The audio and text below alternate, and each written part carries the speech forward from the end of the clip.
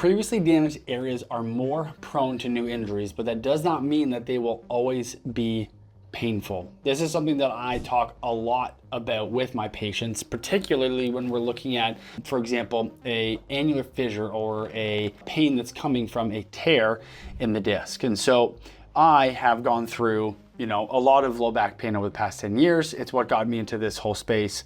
That's a story that I've posted elsewhere. But the point that I want to say here is that even though right now with the current therapies that I have done up to this point, I am 95 to 100% better with my low back pain, that does not mean that I am immune from re-injury in the future. And if anything, I have come to accept that I am more likely to re-injure my disc in the future because of the past damage that has occurred there. When these injuries heal, whether it's our body that heals it or actually after the injury, or we have something even like a stem cell procedure, which I've had done, that never heals anything perfectly. Nothing ever goes back to the pristine state.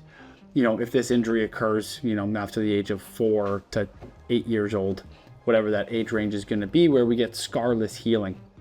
And so because of that, even though my body has healed up enough that I am not currently in pain and that inflammation is down and resolved to a point where I don't have pain on a day-to-day basis, that doesn't mean that I'm immune from future injuries.